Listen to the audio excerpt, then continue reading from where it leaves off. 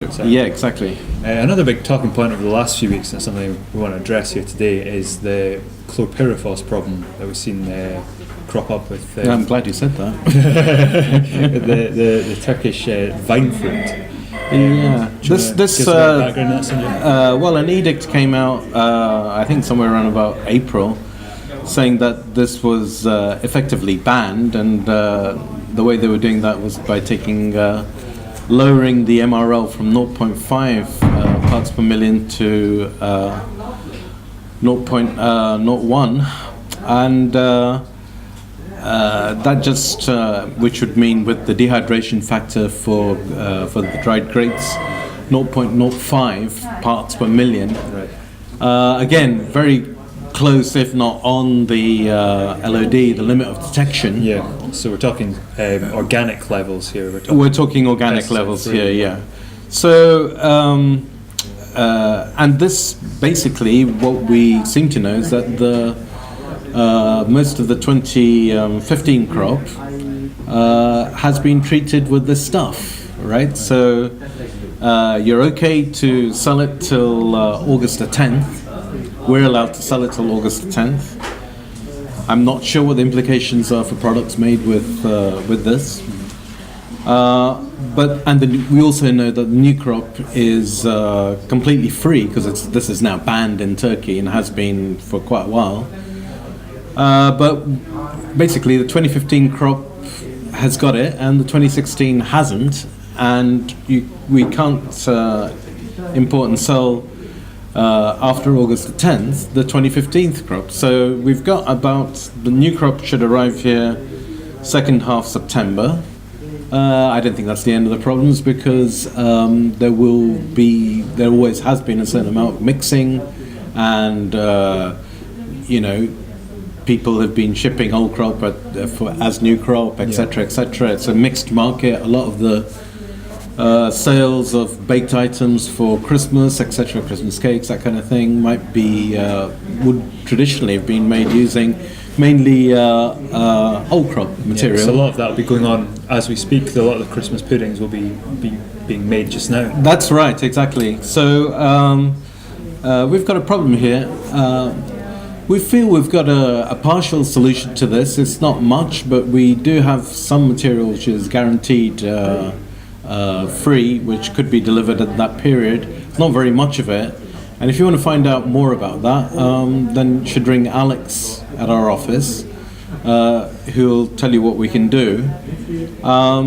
This is a fairly absolute problem. There was a meeting to get a derogation, i.e. an extension, on Monday the 20th of April, but that was non-conclusive. They just came back and said we'll discuss this some more later. Meanwhile, time is running out. In my view, Turkish sultanas, and certainly to quite a large extent raisins, is a softer fruit that plumps up easier in the dough. I think if you take a thick-skinned fruit like Thompson or use something, you'll have a completely different product. I believe that Thompsons will more shrink once they're in the dough and heated up. So whilst sultanas, as I say, plump out and get kind of soft, juicier. So I think if you need to have sultanas delivered in that period, then you should probably speak to Alex. But let me not hog the stage. What about this Chilean weather situation? Yes, so we talked about that last week, and we said that over the coming week we'd have a kind of clearer picture of what was happening in Chile. We've had some news from one of our suppliers in Chile who deals primarily with walnuts. So far, the figures he's talking on the lines of 55% of chandlers were harvested after the rains, and around 25% of the crop suffered from effects of 2 rains. Yeah. So, saying first quality reports are showing what would normally in a normal year be 1 to 2% yellow walnuts. It's now much closer to 15 to 20% showing yellow walnuts. So there's significant damage to quality we're seeing at the moment on the Chilean walnuts. So better for the Sirs who are already in. Mm-hmm. But then I think the plan normally would be to use those as in shell. Obviously, uncertainty of what the kernel looks like is worse if it's in shell. Shippers trust and all that. So tricky situation there, and not a lot left to sell in America. So unfortunately, quite a hiccup there for the Chilean walnuts, which were looking like they were seriously going to get a lot of acceptance this year. But let's see. They maybe we're in the worst of it now, and once we get the crop in and start cracking, we might find some sort of relief. But certainly at the moment, if you phone an exporter, and many of the exporters are also growers, they're basically more concerned in trying to get their tractors into the muddy fields, etc. It's a nightmare when this kind of thing happens. Sure. Then there's also been rumours of issues with raisins as well. Thompsons, we know they were affected by the rains. They're one of the last raisins to dry from Chile. Flames are earlier in the season, and Thompsons are one of the last. So that includes Goldens and Jumbo Thompsons as well. There might be problems with supply there. Yeah, so further uncertainty. Probably the most certain thing is the flames, which, as you say, were pretty much in. Yeah. But the uncertainty kind of spreads. What about prunes? I don't think this is to do with the weather. But No, but we have seen firming prices on prunes recently. What looked like it was going to be quite a poor season for prunes. You're talking about Chilean prunes? Yes. Or maybe all prunes, I don't know. Chilean prunes in particular, they've been harvested most recently. But there are rumours starting to come in of a poor American crop, as much as 40 to 50% down on last year. Okay. So this has put pressure on Chilean processors and shippers to now provide 60-70 material, which is the kind of most common grade used in America, into the US to cover what is going to be perceived as a short crop. Right. So they're already short of large fruit, I believe. Yes, exactly. Like yes. 30, So this is now putting pressure on the smaller fruit as well. Right. Okay. To cover this kind of gap in supply that the Americans are kind of seeing coming.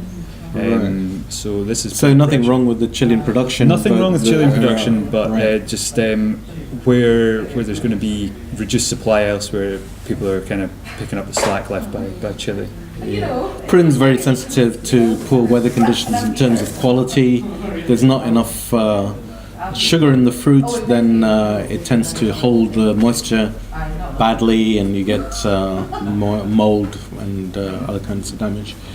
So all this rain in Chile really, first effect might be on price or availability. Second effect might be on quality. So we have to watch this stuff quite carefully this year. Then I think the last thing we want to discuss was the almonds. There's been some the almonds. There's a report came out, I think it was about Monday. Anyway, the upshot of this report, which is the bearing acreage report, and it goes and measures which plantings have now reached the fourth year, which means that they're starting to be productive and adding to the total crop estimate. This came out at 6%, which is a little bit less actually than everybody thought. So an increase in bearing acres of 6%, but an underestimate to what had been used to calculate the projections for the 2016 crop. As a result, offers are kind of dried up. There's not a big increase in price because, as I say, it's more a question of let's wait and see kind of going on. Sure. But the rest is 5 to 10 cents, I would say, in the market now, gone up.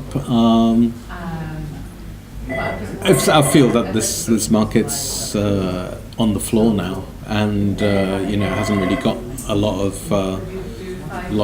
to lose on the way down. So we think perhaps a firming of tone. I mean, we've had 3 or 4 years here basically where the growers have just called the shots. So the market has plummeted, and the growers might remember their old strengths. Yeah. So there we are, quite a lot of activity. It's a great Scottish summer outside. A lot of rain and hail. Absolutely. Well, thank you very much for watching. As with any inquiries, do give us a call. And if you are in the UK, enjoy the bank holiday. Thank you. Okay, thanks.